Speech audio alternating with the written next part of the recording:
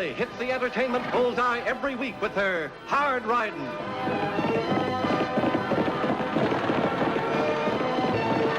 Straight shooting.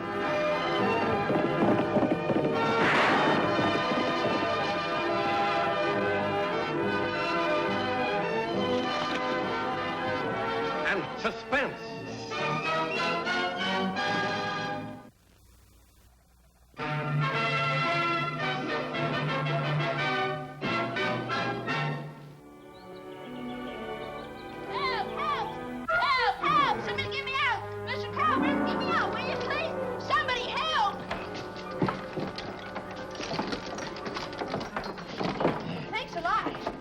This what I'm paying you for? Practicing circus stunts? Gosh, Mr. Calvert, I'm sorry. And ruining my harness?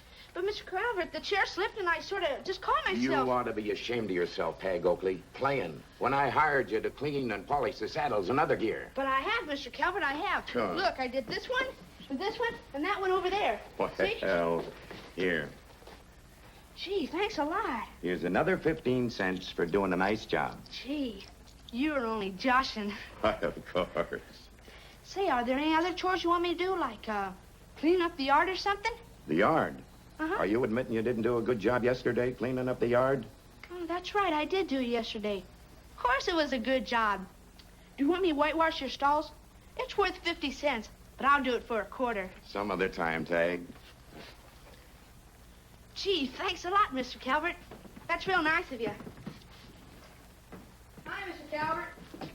Hi. Is Tagg in there? Yes, he is. Thanks a lot. Hi, Johnny. Hi, Tess. How'd you make out today? Not too good. I chopped wood for Mrs. Perkins, and all I got was 10 cents and splinters in both hands. Gosh, so far I made $5.35, enough to go to the county fair. Gee, you're lucky.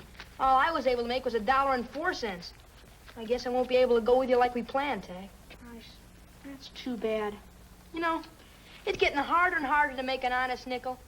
What we need in this country is more paying chores for us kids. I guess you're right. Hey, that's my Uncle Joe.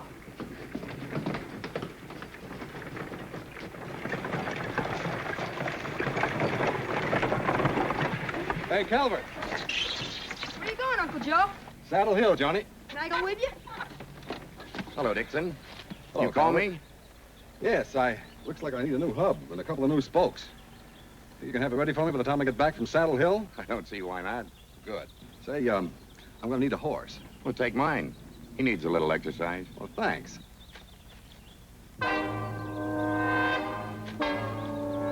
Hold it, Tagg.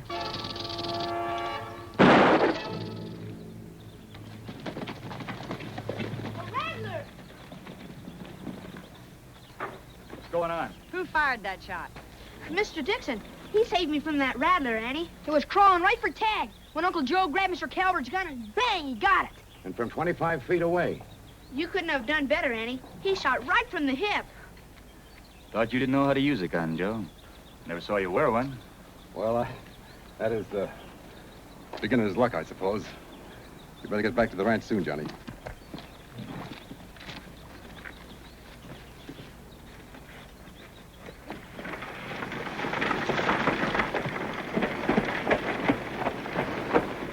You ever seen your uncle use a gun before, Johnny?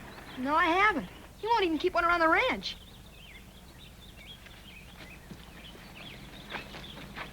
Something on your mind about Joe? He was 25 feet away, and he shot from the hip. So? So, when a man who doesn't wear a gun shoots like that, figures time to learn a little more about him.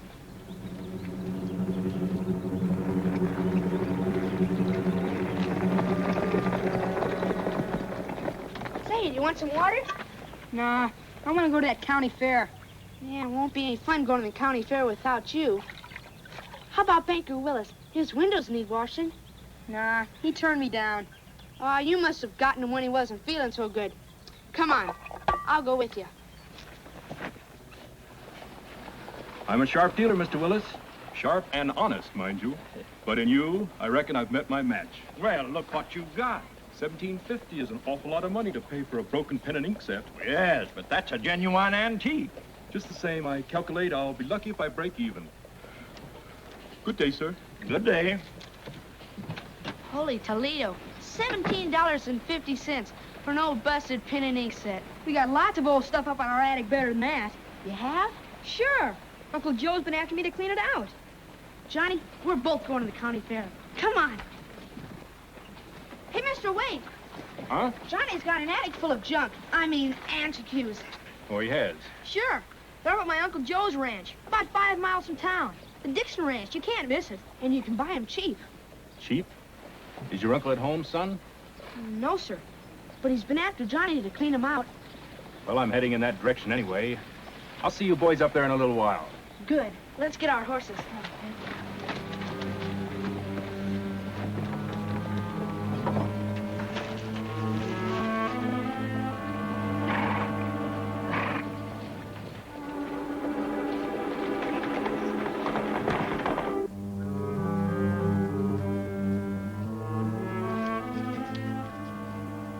What are you doing, Lofty? Writing? Yes, I know, but are you checking up on Joe with the state authorities? Mm-hmm. If you ask me, you're wasting your time. Maybe.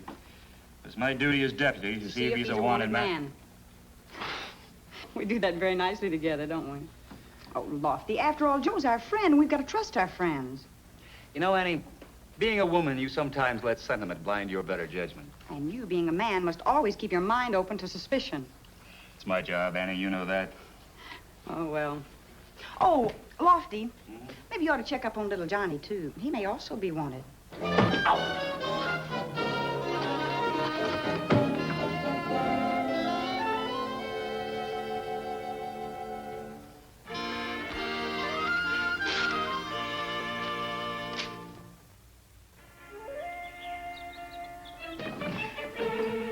Here's a talking machine that antique buyer might like. It's broken, Tagg. Oh, yeah. Well, that ought to make it real antique.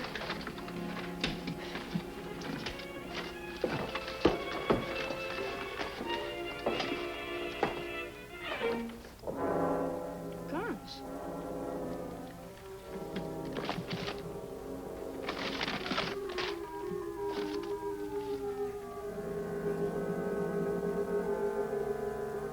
An outlaw and a deputy were slain yesterday, and another desperado captured when officers thwarted off an attempted bank robbery today. What'd you say, Johnny? Oh, nothing, Tagg. I was just talking to myself. Here's some more antiques. Hey, Johnny, you don't look so good. You sick or something? I'll be all right, Tagg. Hey, it must be that buyer.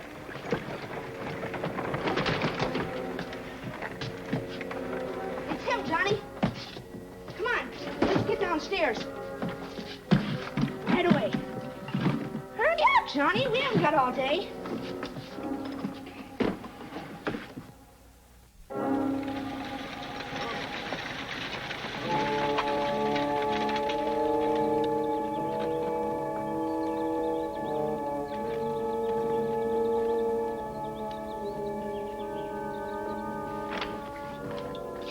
Good morning, sir. And a good morning to you, sir. Permit me to introduce myself. Homer Willoughby, antique dealer. Could I interest you in either any buying or selling? I'd go on the stage if I could put on the act you do. Well, how'd it work this time? Well, just the same as usual. I invested $17.50, and we're going to have plenty of dividends. Now, here's the layout of the bank. Here's the vault, the cashier's cage, and the office. All right, boys, it's up to you.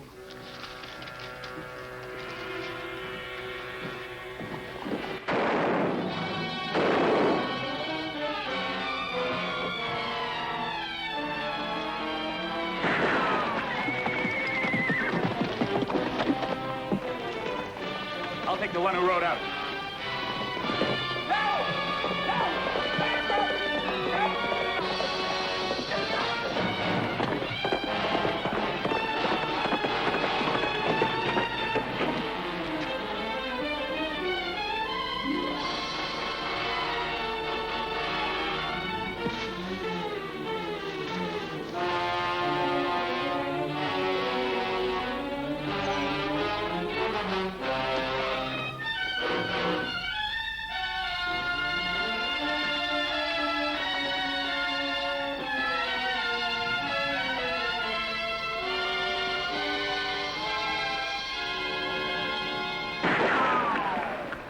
up, mister. Come on, get out of there. All right, let's go.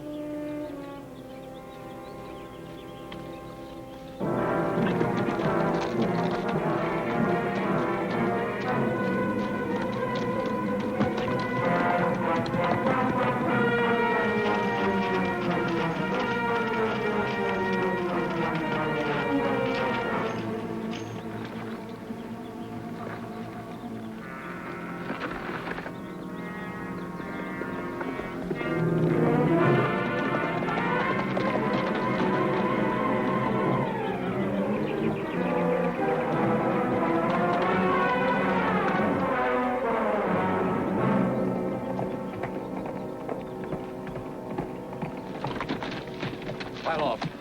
I haven't got anything worth taking, mister. You've got enough. Come on, climb down. Take off your coat and your hat.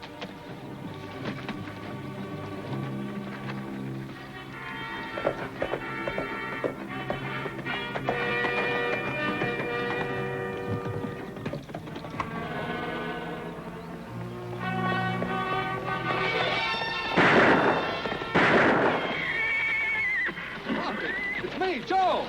Joe Dixon!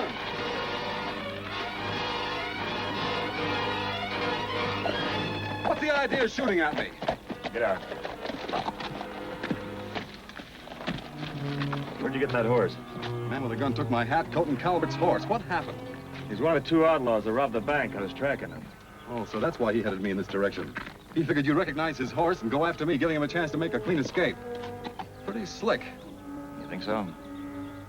Quite a coincidence you're running into him the way you did. What are you driving at, Lofty? Nothing at all.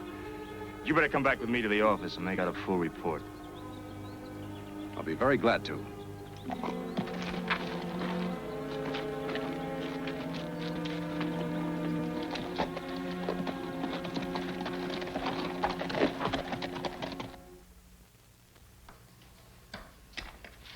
There's your report.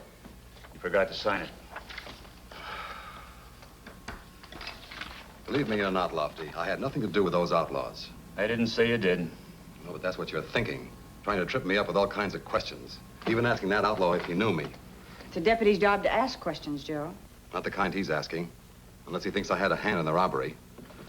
I'm not altogether stupid, Lofty. Why don't you come right out and say you think I deliberately drew you away from that other outlaw? You don't really believe that, do you, Lofty? Annie, Lofty, Johnny's got enough money to go to the county fair with me. $10.50. Show it to him, Johnny.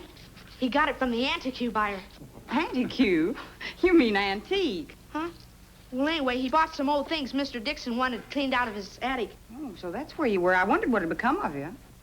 Well, we would have been back sooner, except we met Shorty Davis on the road, and... Hey, who's that guy? An outlaw who held up the bank. Holy Toledo. His partner got away. He tricked Lofty by making Joe change horses with him. Gosh, did they get away with much money? Close to $10,000. Don't you feel well, lad? I'll be all right. Just a little headache. Come on, lad. We'll pick up the rig and go on home. Excuse me.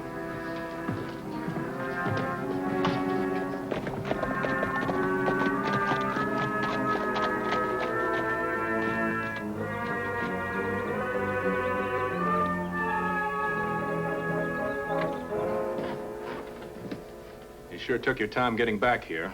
Where's the bank money? I ain't got it. Idaho has. Didn't he turn it over to you?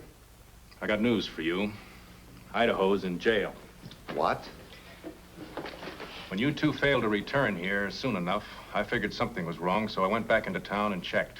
Well, didn't he have the money on him when they grabbed him? No. He must have hid it somewhere.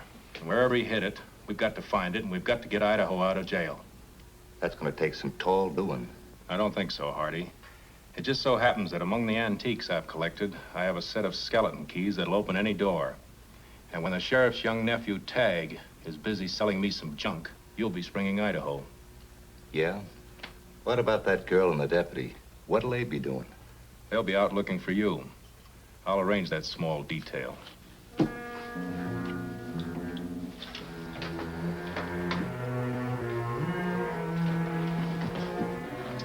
There's somewhere inside.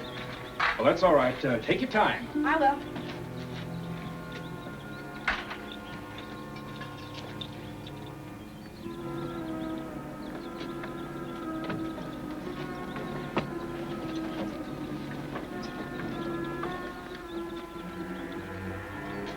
I looked everywhere inside, but this is all I could find, Mr. Willoughby. Well, Tagg, they certainly don't look like antiques. However, I'll give you 50 cents for the lot. Gee, thanks a lot. Well, I'll be seeing you a little later, Miss Willoughby. All right, son. See you later.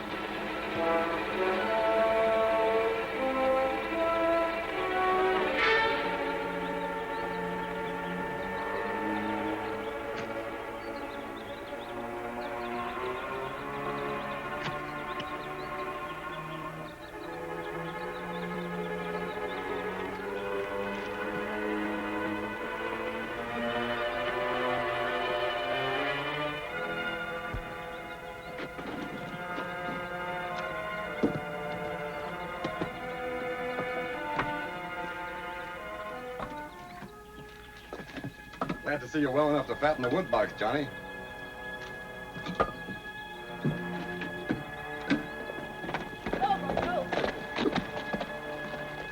Hi, Johnny. Hi. What's the matter? You still got that headache of yours? No, it's worse than that. Much worse. Come on over here and sit down. I need some advice. Sure, Johnny. What's the trouble? Well, suppose you like someone very much. You trust him with your own life. And then something happened to make you think he was no good. What would you do, Tagg? Well, Johnny, that's something a fella's got to decide for himself. But Annie always says to keep on trusting your friends until you're dead sure about them. But if you think you've got troubles, listen to this. That outlaw Idaho broke out of jail a little while ago. And it was all my fault, too. Broke out, huh? Uh-huh. Annie and Lofty are out looking for him now.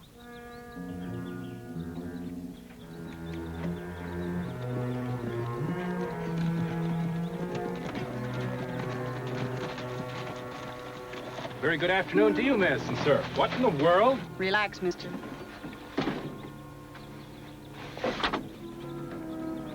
Sorry to have bothered you, mister. We're looking for an escaped outlaw. We just thought he might have hidden in your wagon while you were busy someplace else. Oh, I quite understand, miss. I hope you apprehend the rascal.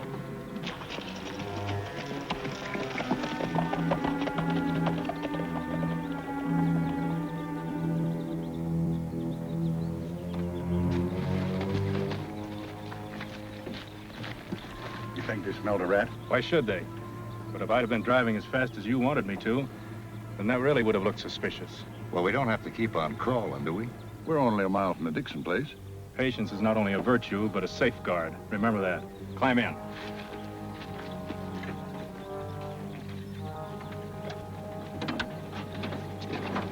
Let's go.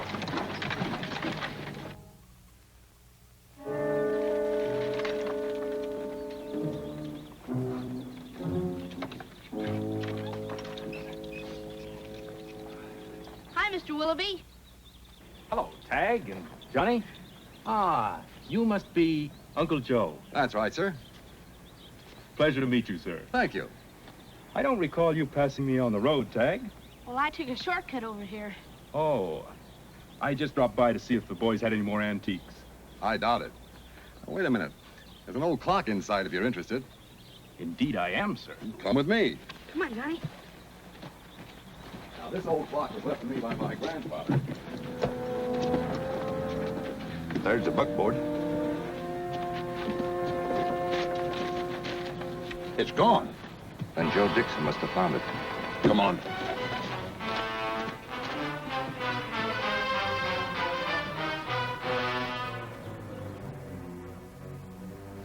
Frankly, I'll be lucky to break even. Hold it. You again. What do you want this time, my shirt? We'll take that bank loot, smart guy. And don't tell us you didn't find it tied under your rig. I didn't. Well, this is an outrage. Shut up. I won't shut up. This is... Hand it over, Dixon. Or you won't live to spend a cent of it. He didn't find it. I did. It's buried out there in the wood pile. Watch him. Why didn't you tell me about this, Johnny? I couldn't tell anybody. I thought that you were mixed up in the robbery. Now, where on earth did you get that idea? In an old trunk. Up in the attic. Oh. I got it.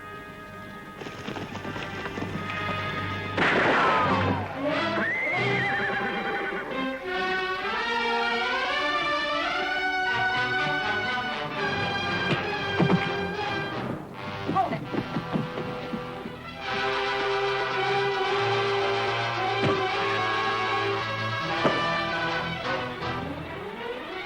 All right, Miss Oakley. Throw your gun away. Far away. Now back up.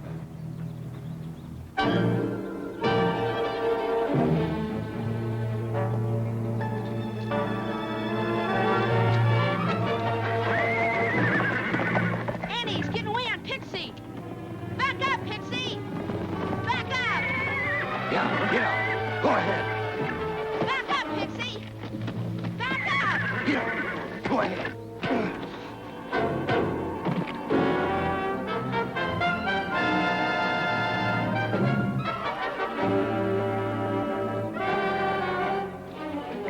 Nice ride, mister? All right, get down. Pixie, you get a whole bushel of carrots for this. What a day. But all this excitement has been too much for me. I think I'd better see my doctor. Wait a minute. All you're going to see is the inside of a cell. Just like your two friends here. My friends? Why, that's absolutely outrageous. I think you're wrong, Lofty. He stood up to him and let him punch him right in the face. That's right. It's just a cover-up act, Tagg. He's really the brains of the outfit. You know, Mr. Willoughby, it's amazing. All of you clever crooks always forget one little detail. You forgot a wagon leaves tracks you can follow. And when we found no one inside, out in the road, we let you think you were absolutely in the clear. All right, all of you, pile in the wagon. It was my first and only crime. And when I learned the deputy had died, I swore I'd never wear a gun again. That deputy was your father, Johnny. I'm not your real uncle. When I got out of prison, I learned that you'd been left with folks who really didn't want you. They let me have you very gladly. You were only 4 then. I made up my mind that I'd do my best to take your father's place. Well, that's it, Johnny. I don't suppose you'll want to stay with me now. But there's one thing I am certain of. I wasn't the man who shot your father. You must believe that. I do believe you, Uncle Joe. Thanks, Johnny. Hey, quit it, Uncle Joe. You're breaking my ribs. Hey, come on. I won't be much good on the ranch with my ribs busted. Then you're not leaving me. Of course not. Hey, come on, Tagg. We better get ready for our trip to the county fair. You bet. I knew we'd make it somehow.